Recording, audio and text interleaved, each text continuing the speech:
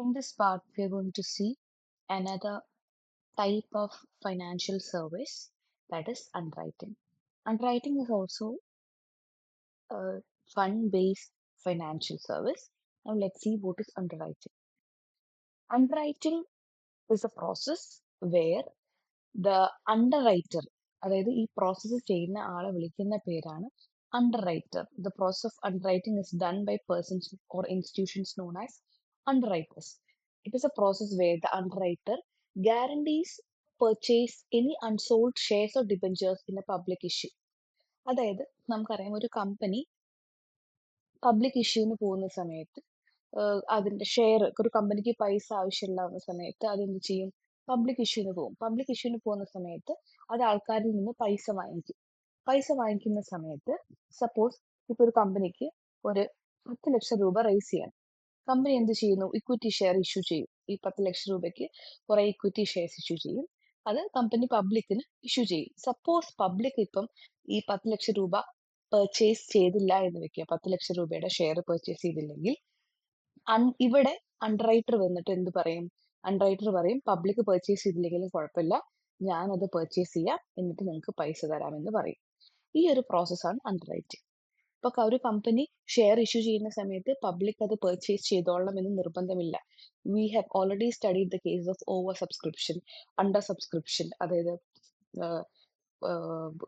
ഈ share holders ഓവറായിട്ട് ഇപ്പോൾ 10 ലക്ഷം രൂപയുടെ ഷെയർ ആണെങ്കിൽ 10 ലക്ഷത്തിനെക്കാട്ടും രൂപ പൈസ കൊടുത്തിട്ട് വാങ്ങിക്കുന്നത്, പിന്നെ 10 ലക്ഷം പർച്ചേസ് ചെയ്യാത്തത്, ആ സിറ്റുവേഷൻസ് ഒക്കെ നമ്മൾ കണ്ടിട്ടുള്ളതാണ്.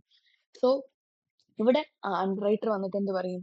സപ്പോസ് പബ്ലിക് പർച്ചേസ് ചെയ്തില്ലെങ്കിൽ കമ്പനിയുടെ അടുത്ത് പറയും നിങ്ങൾ പേടിക്കണ്ട, ഞാൻ നിങ്ങളുടെ ഷെയർ പർച്ചേസ് ചെയ്തോളാം എന്ന് പറയും.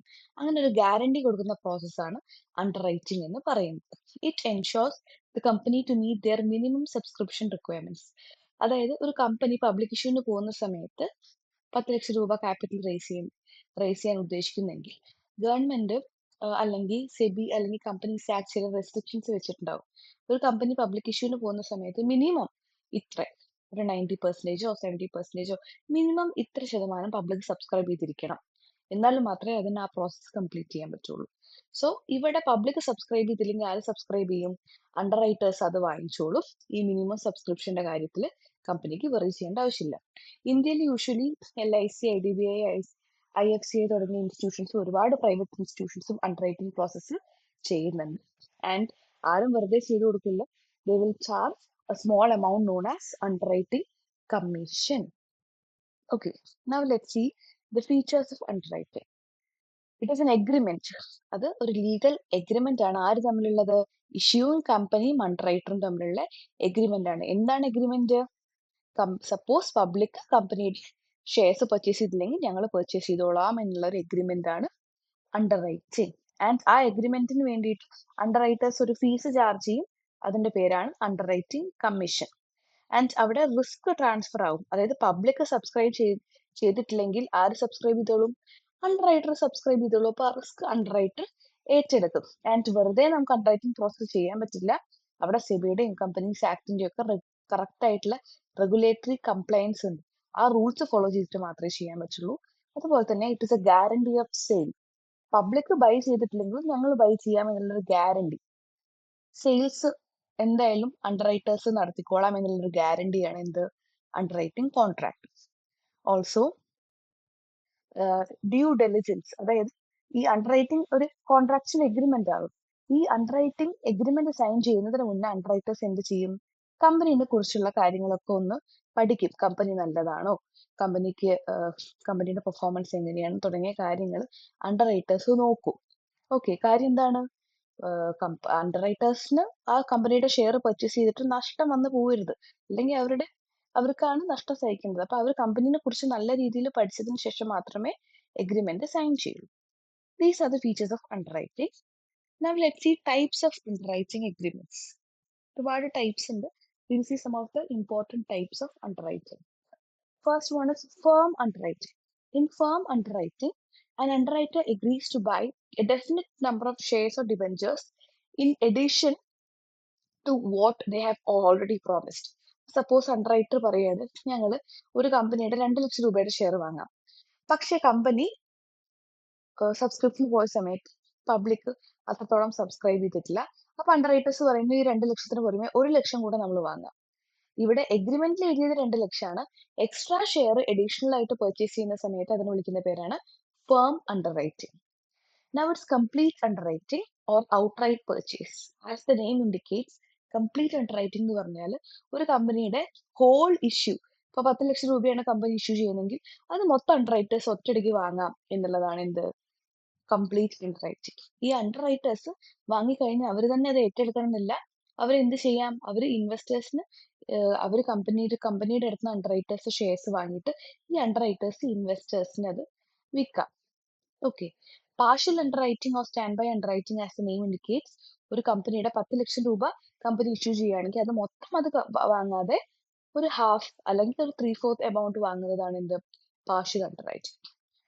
Now we have two kinds, syndicate and joint underwriting. ഇത് രണ്ടും ഏകദേശം സിമിലർ ആണ്.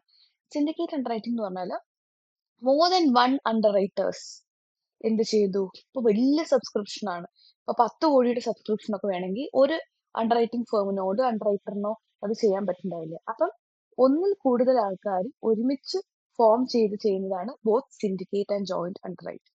ഇതിന്റെ ഡിഫറൻസ് എന്താന്ന് വെച്ചാൽ, in syndicate underwriting, underwriters itself form the group. ഇവിടെ ഒന്ന് കൂടുതൽ അണ്ടർറൈറ്റിംഗ് ചെയ്യുന്നത് ഈ അണ്ടർറൈറ്റേഴ്സ് അവർ തന്നെയാണ്. നേരെ മറിച്ച് in joint underwriting, the company appoints more than one underwriter. ഇവിടെ ഒന്നിൽ കൂടുതൽ അണ്ടർറൈറ്റേഴ്സിന് ആര് അപ്പോയിന്റ് ചെയ്യും? ജോയിന്റ് അണ്ടർറൈറ്റിംഗിൽ കമ്പനിയാണ് അപ്പോയിന്റ് ചെയ്യുക. ഇവിടെ നമ്പർ ഓഫ് അണ്ടർറൈറ്റേഴ്സിന് ആര് അപ്പോയിന്റ് ചെയ്യും? അണ്ടർറൈറ്റേഴ്സ് അവർ തന്നെ ഒരു സിൻഡിക്കേറ്റ്, ഒരു ഒരു ഒരു ഒരു ഓർഗനൈസേഷൻ പോലെ അവർ തന്നെ ഫോം ചെയ്തിട്ട് അവർ തന്നെ ഒരുമിച്ച് വരുന്നതാണ് syndicate underwriting. Meaning of both is similar. Difference വരുന്നത് ഇവിടെ മോർ ദൻ വൺ അണ്ടർറൈറ്റേഴ്സിനെ അപ്പോയിന്റ് ചെയ്യുന്നത് കമ്പനി തന്നെയാണ്. ഈ സിൻഡിക്കേറ്റ് അണ്ടർറൈറ്റിംഗിൽ മോർ ദൻ വൺ അണ്ടർറൈറ്ററിനെ അപ്പോയിന്റ് ചെയ്യുന്നത് അണ്ടർറൈറ്റേഴ്സ് തന്നെയാണ്. Next one is sub underwriting. Sub underwriting means if the underwriter find it difficult to meet their commitments. Underwriter പറയുന്നു ഞാൻ ഏറ്റെടുക്കാം, പക്ഷെ ഏറ്റെടുക്കുന്ന സമയത്ത് ഇയാൾക്ക് മൊത്തം വാങ്ങിക്കാനുള്ള ഫിനാൻസ് ഉണ്ടാവില്ലെങ്കിൽ ഇയാൾ എന്ത് ചെയ്യും? വേറെ അണ്ടർറൈറ്ററെ ഇയാൾ തന്നെ ഏൽപ്പിച്ചിട്ട് അപ്പോയിന്റ് ചെയ്തിട്ട് ആ പ്രോസസ് ചെയ്യുന്നതാണ് sub അണ്ടർറൈറ്റിംഗ്. Okay, so these are the basic kinds of underwriting agreements. Now let's see its advantages. First one is guaranteed capital. അതായത് പബ്ലിക് സബ്സ്ക്രൈബ് ചെയ്തിട്ടില്ലെങ്കിൽ കമ്പനിക്ക് എന്ത് കിട്ടും?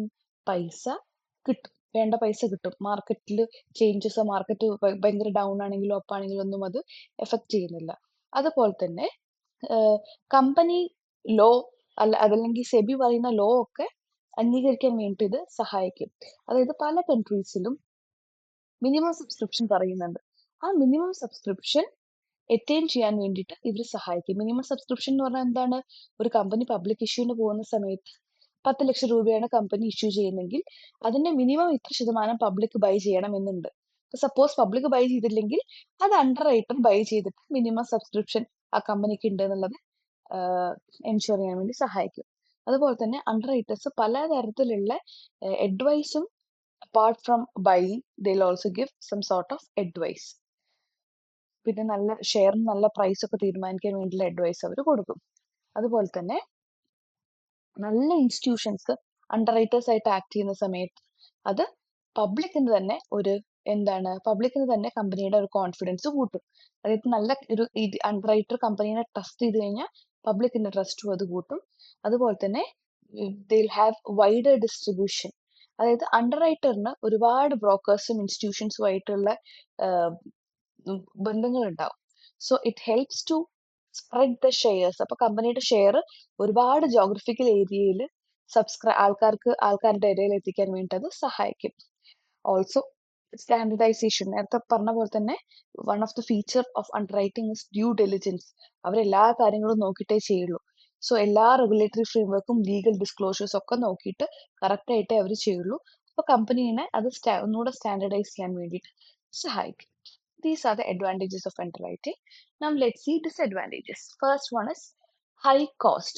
ചെറിയ കമ്പനീസിനൊക്കെ അണ്ടർറൈറ്റിംഗ് താങ്ങാൻ ബുദ്ധിമുട്ടായിരിക്കും. കാര്യം വെറുതെ ആരും ചെയ്തു തരില്ല.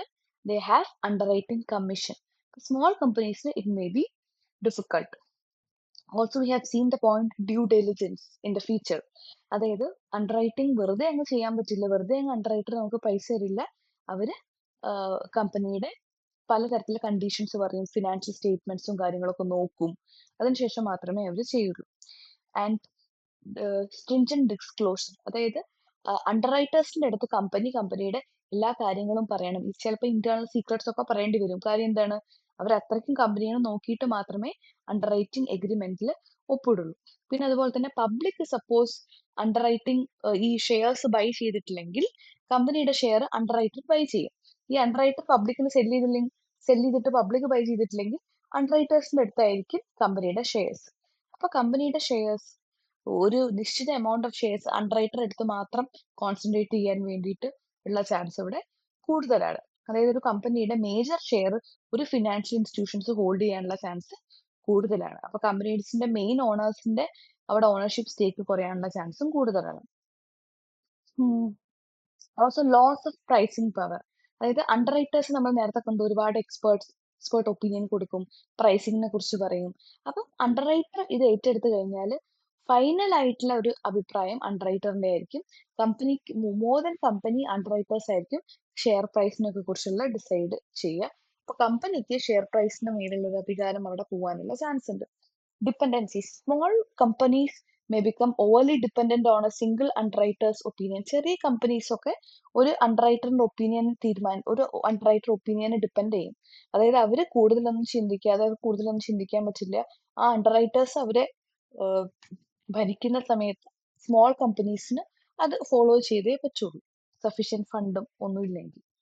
So these are the disadvantages of underwriting. In this part, we have seen what is underwriting, features, types, advantages as well as disadvantages.